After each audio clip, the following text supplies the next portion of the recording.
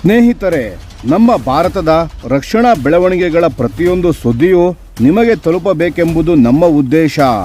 ನಿಮ್ಮ ಒಂದು ಸಬ್ಸ್ಕ್ರೈಬ್ ನಮಗೆ ದೊಡ್ಡ ಪ್ರೋತ್ಸಾಹ.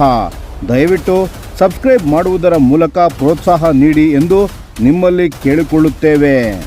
ನಮಸ್ಕಾರ ಗೆಳೆಯರೇ, ದೇಶ ಪ್ರೇಮಿಗಳೇ, ನಮ್ಮ ಕನ್ನಡ ಡಿಫೆನ್ಸ್ ನ್ಯೂಸ್ ಯೂಟ್ಯೂಬ್ ಚಾನಲ್ಗೆ ಸ್ವಾಗತ ನಿಮಗೆ.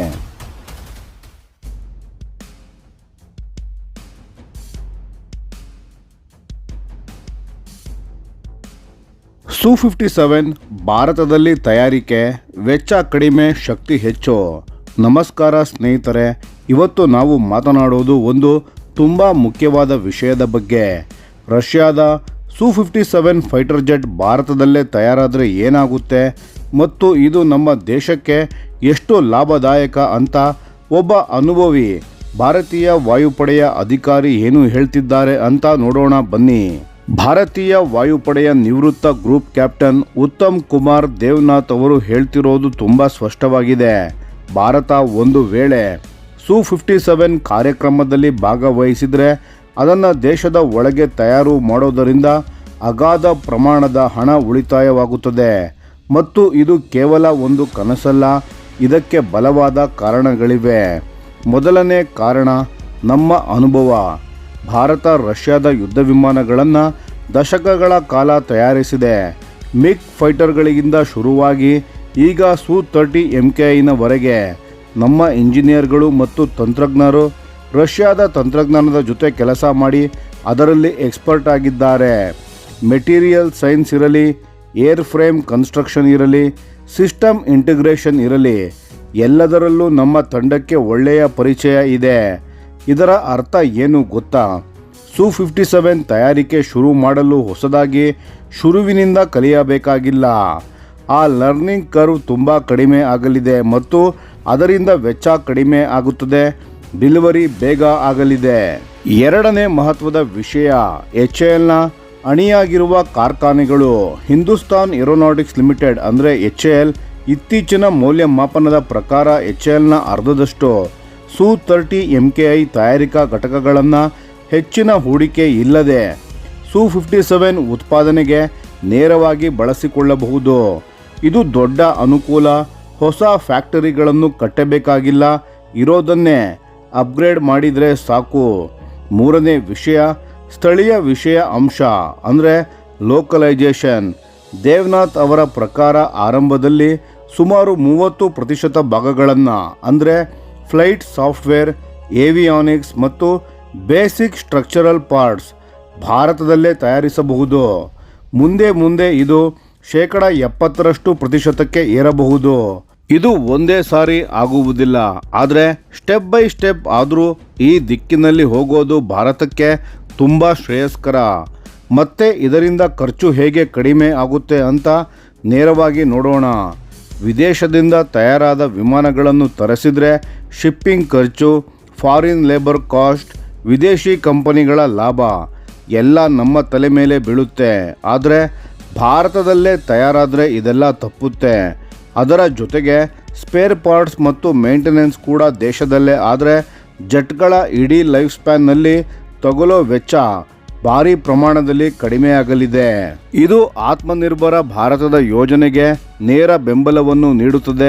ಸ್ವದೇಶಿ ರಕ್ಷಣಾ ಉತ್ಪಾದನೆ ಶಕ್ತಿಗೊಂಡರೆ ಭಾರತ ಬೇರೆ ದೇಶಗಳ ಮೇಲೆ ಅವಲಂಬನೆ ಕಡಿಮೆ ಮಾಡಿಕೊಂಡು ತನ್ನ ರಕ್ಷಣಾ ನೀತಿಯನ್ನು ತಾನೇ ನಿರ್ಧರಿಸಬಹುದು.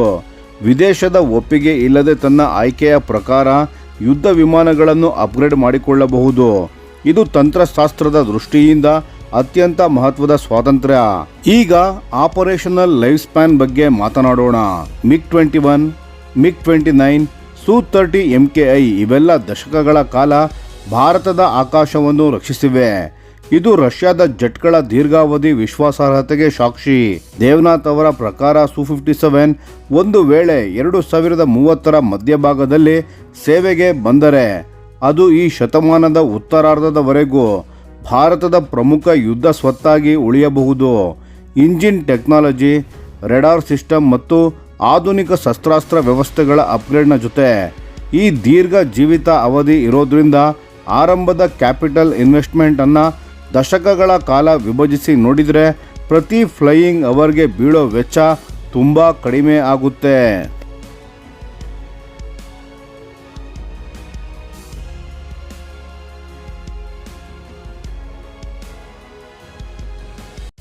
ಇನ್ನು ದೊಡ್ಡ ಚಿತ್ರಣವೊಂದು ನೋಡೋಣ. ಭಾರತದ ವಾಯುಪಡೆ ಈಗ ಎದುರಿಸ್ತಿರೋ ಸ್ಕ್ವಾಡ್ರನ್ಗಳ ಕೊರತೆ. ಭಾರತೀಯ ವಾಯುಪಡೆಗೆ ಸಾಕಷ್ಟು ಫೈಟರ್ ಸ್ಕ್ವಾಡ್ರನ್ಗಳ ಕೊರತೆ ಇದೆ ಅಂತ ನಮಗೆ ಗೊತ್ತಿದೆ. ಈ ಅಂತರವನ್ನು ತುಂಬಲು ಒಂದು ಲೋಕಲಿ ಬಿಲ್ಡ್ ಸ್ಟೆಲ್ತ್ ಪ್ಲಾಟ್ಫಾರ್ಮ್ ತುಂಬ ಅಗತ್ಯ. Su-57 ಅದನ್ನು ಮಾಡಬಲ್ಲದು. ಈಗಿನ 4ನೇ ಜನರೇಷನ್ ಜೆಟ್ಸ್ಗಳು ಮತ್ತು ಮುಂದೆ ಬರಲಿರೋ AMCA ನಡುವಿನ ಸೇತುವೆಯಾಗಿ. ಮತ್ತು ರಷ್ಯಾ ಈಗ ಹೇಳ್ತಿರೋದು ಏನಪ್ಪ ಅಂದರೆ ತಮ್ಮ ಲೇಟೆಸ್ಟ್ ಇಂಜಿನ್ ಡಿಸೈನ್ ಸೇರಿ ಡೀಪ್ ಟೆಕ್ನಾಲಜಿ ಟ್ರಾನ್ಸ್ಫರ್ ಕೊಡ್ತೇವೆ ಅಂತ. ಇದು ನಿಜ ಆದರೆ ಭಾರತದ ಸ್ವಂತ AMCA ತಯಾರಿಕೆಯ ಟೈಮ್ಲೈನ್ ಕೂಡ ವೇಗವಾಗಬಹುದು. ಏಕೆಂದರೆ Su-57 ತಯಾರಿಕೆಯಿಂದ ಬರೋ 5ನೇ ತಲೆಮಾರಿನ ಮ್ಯಾನುಫ್ಯಾಕ್ಚರಿಂಗ್ ನಾಲೆಡ್ಜ್ ನೇರವಾಗಿ AMCAಗೆ ಉಪಯೋಗವಾಗಲಿದೆ.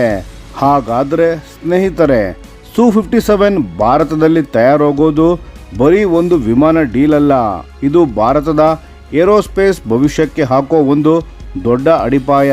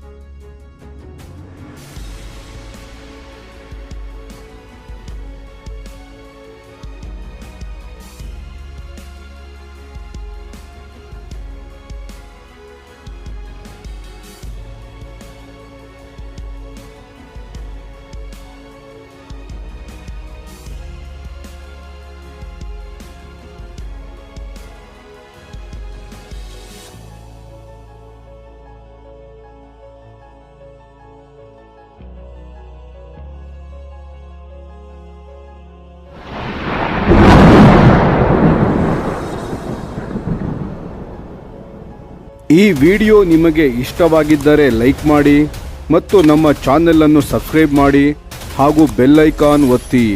ಯಾವ ಅಪ್ಡೇಟ್ಗೂ ಮಿಸ್ ಆಗಬೇಡಿ. ಡಿಫೆನ್ಸ್ ಸುದ್ದಿಗಳನ್ನು ತ್ವರಿತವಾಗಿ ಪಡೆಯಿರಿ. ನಿಮ್ಮ ಬೆಂಬಲವೇ ನಮ್ಮ ಶಕ್ತಿ.